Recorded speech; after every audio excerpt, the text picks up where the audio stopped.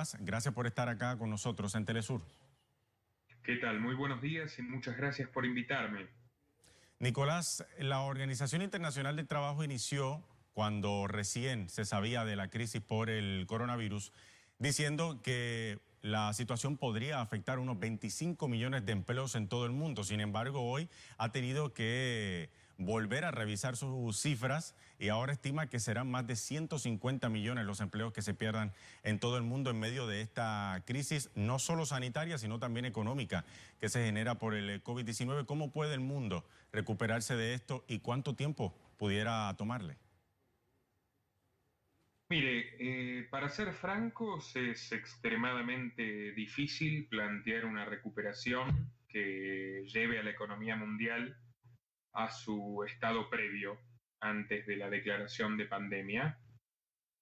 Es definitivamente devastador lo que supone el aislamiento compulsivo y general para la población a los mercados, y cuanto más frágiles son las economías de los países, o sea, los países en vías de desarrollo, van a sufrir mucho más que los países desarrollados.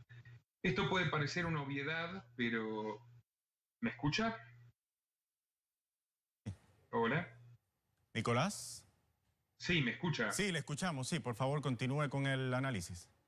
Esto puede parecer una obviedad, pero sin embargo no lo es. Si uno estudia detenidamente, como yo lo he hecho en las últimas semanas, la cronología de esta supuesta pandemia, llega a la conclusión de que existen muchos intereses profundos en disputa, ocultos para la mayoría de la población, pero lejos de caer en teorías conspirativas. Si uno se ciña a la información rigurosa, descubrirá que hay ganadores de que la economía mundial esté colapsando actualmente y de esta crisis sanitaria global.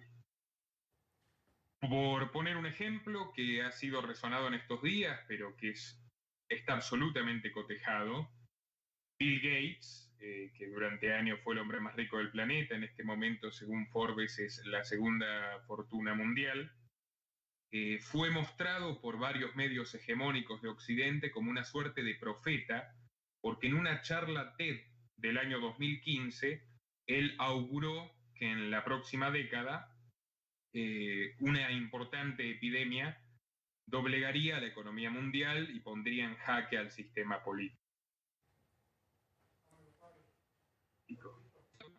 Ahora la cuestión descubrirá que el señor Gates realizó, esto figura en la página de su fundación, la Fundación Bill y Melinda Gates, un donativo de $189.000 al Instituto Pillwright, que es un organismo biotecnológico abocado a estudiar virus veterinarios en Inglaterra. Él realizó ese donativo en el año 2013 y en el año 2015 este mismo organismo patentó, y esto figura en el Registro Mundial de Patentes, una cepa de coronavirus bovino que es la más similar al que actualmente se trasvasó de murciélagos a humanos.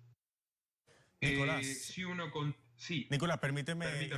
permíteme introducir aquí unas cifras. Se estima que 100 millones de personas solo en el continente africano podrían perder empleos, 9 millones en Francia y alrededor de unos 20 millones en Estados Unidos. De hecho, ayer se actualizaban las cifras, más de 22 millones de personas ya en Estados Unidos solo han pedido estar dentro de las filas del desempleo. Obviamente los países más ricos podrán, digamos, superar la crisis económica luego que todo esto termine de una manera mucho más efectiva y rápida. Pero, ¿qué pasará con los países más pobres?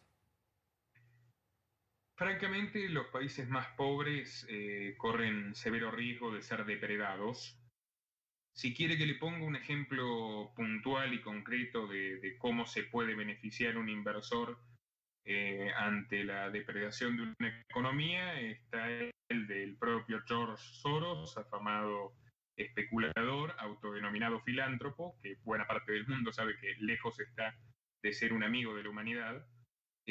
Soros invirtió el año pasado 38 millones de dólares en acciones de la farmacéutica catalana Grifols, especializada en hemoderivados, y que hoy es una de las empresas que lidera el alza bursátil de las farmacéuticas, porque promete lanzar para julio un plasma anticoronavirus, del mismo modo que ya cuenta con un contrato para la realización de test con el gobierno de los Estados Unidos.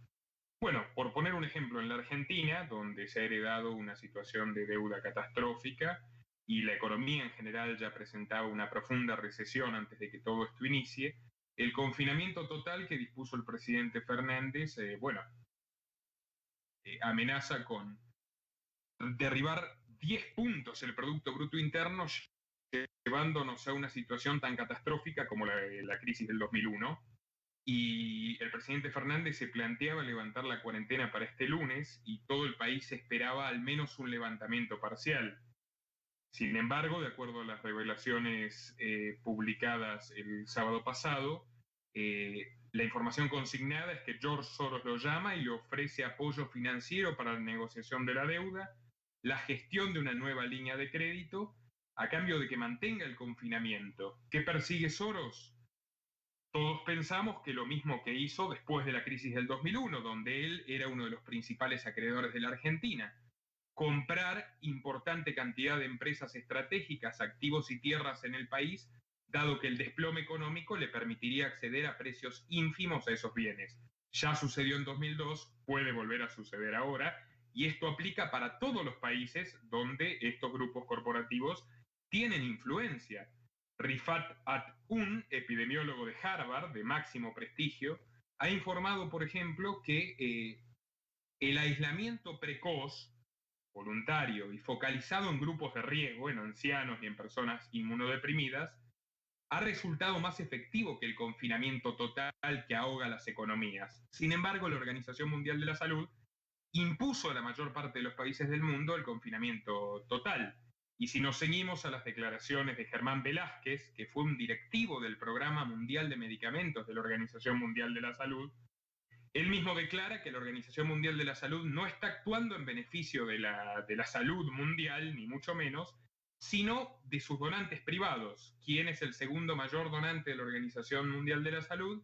Bill Gates, que junto con la coalición de farmacéuticas Gavi y la Fundación Rockefeller integra además un proyecto llamado ID 2020, que también se ha vuelto particularmente promisorio desde que se extendió la pandemia, porque pretende realizar una suerte de identificación digital de las personas a partir de la vacunación, y ante la posibilidad de que todo el mundo se vea obligado a vacunarse contra el coronavirus en el corto plazo, esto le significaría otro negocio sumamente redituable. Nicolás, Sí. Nicolás, y hablando de esta situación económica, precisamente ayer se daba a conocer que ciertos líderes políticos de la región, en Latinoamérica, pedían al FMI comenzar a, digamos, a ver de manera precisa la situación en Latinoamérica, y además le pedían también al Fondo Monetario Internacional que interviniera con ayuda, lo que se traduce obviamente en deuda. ¿Cómo se explica que en medio de una crisis como esta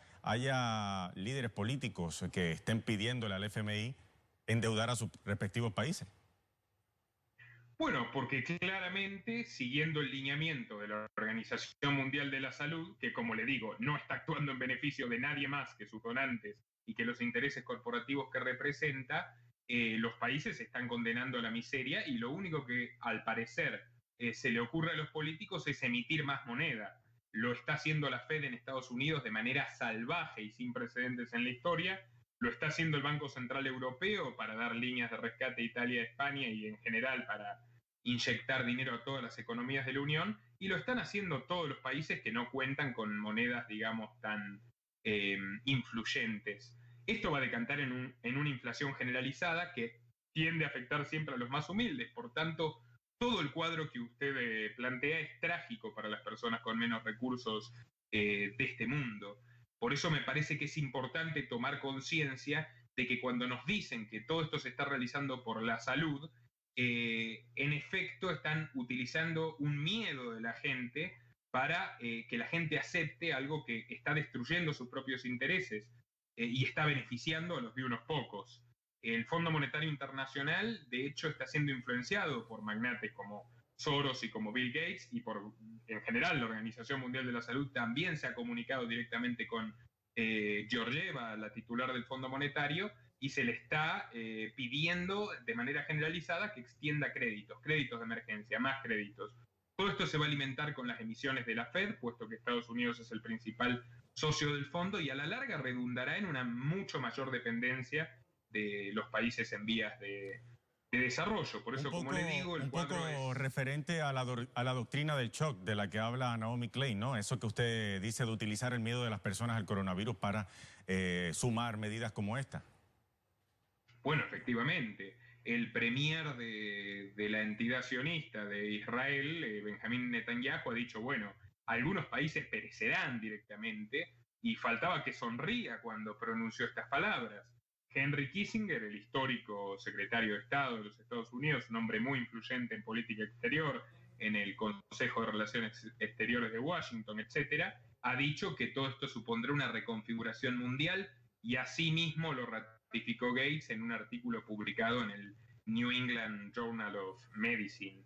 Hay un interés en que cambie el sistema mundial y en la reforma del trabajo, porque usted me habla del desempleo. Actualmente tenemos a todos los mandatarios condicionados por Soros, lo hemos escuchado de la boca de Alberto Fernández, lo hemos escuchado de la boca de muchos otros premiers en la región y en el mundo, que se avanzará hacia el teletrabajo, incluso hablando de que el teletrabajo también conllevaría una baja de sueldos porque hay menores costos de traslado, menores costos en general, supuestamente para las personas que trabajan desde su Una casa. baja de sueldo que para los grandes intereses económicos ciertamente les beneficiaría. Lo cierto es que mañana aún no se sabe qué ocurrirá cuando culmine toda esta pandemia y cómo quedará reestructurada la economía y la política social mundial. Nicolás. Claro, para cerrar, no solo la baja de sueldos podría redundar en un beneficio, muchas empresas quebrarán y se verán sumamente afectadas, pero puntualmente los titanes tecnológicos, como es el caso del señor Gates, ya lo sabemos, fundador y propietario de Microsoft, y muchos otros, como el señor Zuckerberg y demás, se verán ampliamente beneficiados por partida doble. Primero, porque el teletrabajo supone mayor demanda de sus servicios. Y segundo, porque la gente ya está consumiendo mucho más redes sociales por el mero hecho de estar encerrada en sus casas y tener que entretenerse. La prensa hegemónica también ha aumentado sus ganancias y ha recuperado credibilidad después de años de caída. O sea, insisto, hay que focalizarse en los beneficiarios, como decía el gran filósofo Voltaire, para saber quién gobierna realmente sobre ti, dirige tu mirada a quienes no estás autorizado. Así, y mientras tanto vamos a ver qué ocurre, Nicolás. Gracias por haber estado con nosotros. Un placer, gracias a ustedes. Hasta la próxima. Vamos a cambiar de escenario. El gobierno